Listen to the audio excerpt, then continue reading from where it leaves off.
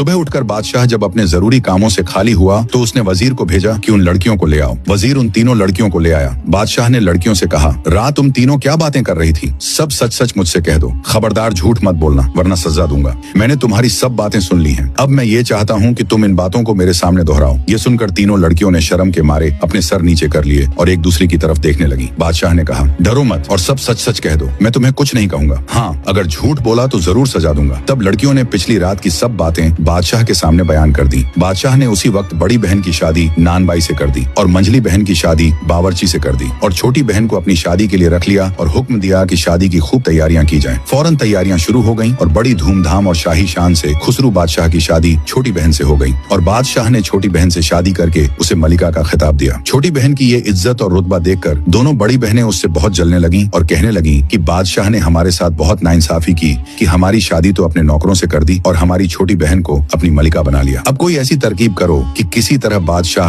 हमारी छोटी बहन का दुश्मन हो जाए और उसकी इज्जत न करे। गर्ज ये दोनों बहनें उस बेचारी से इतनी जलने लगी कि बस चलता तो उसे कच्चा चबा जाती। मलिका बहन ऐसी नेक और अच्छी बीबी थी कि वो अपनी दोनों बहनों की बहुत खातिरदारी करती और उन्हें अच्छी अच्छी चीजें दिया करती थी। मगर ये दोनों बहनें इसी फिक्र में रहती थी कि ऐसी तदबीर करें कि अपनी छोटी बहन को बादशाह की नजरों से गिरा दें। एक बार ऐसा हुआ कि छोटी बहन मलिका को बुखार आने लगा। ये दोनों बहनें उसकी मजाज पुरसी को आईं और मलिका से कहने लगी, तुम्हारी बीमारी से हमें बहुत फिक्र रहता है, अगर कहो तो हम दोनों बहनें इस जगह तुम्हारी खिदमत में रहा करें और अपने हाथ से तुम्हारा काम किया करें। मलिका ने कहा, मुझे इससे बढ़कर और किस बात में खुशी हो सकती है कि तुम दोनों बहनें मेरे पास रहो, मगर मैं बादशाह सलामत की इजाजत के बिना नहीं रख सकती। तुम अपने अपने शौहरों से कहो कि बादशाह सलामत से इजाजत ले लें। अगर उन्होंने इजाजत दे दी तो फिर शौक से मेरे पास रहना। ये सुनकर दोनों बहनों ने अपने अपने शौहरों को बादशाह के हुजूर में भेजा और मलिका के पास रहने की इजाजत मांगी। बादशाह ने अपनी मलिका से पूछा, तुम्हारी क्या सलाह है? तुम्हारी बहनों को तुम्हारे पास बुला दूं? मलिका ने कहा, आपकी मेहरबानी होगी, बुलवा दें। बादशाह ने फौरन हुक्म दिया, मलिका की दोनों बहनों को बुलाया जाए। जब दोनों बहनें महल में आ गईं तो बहुत खुश हुईं।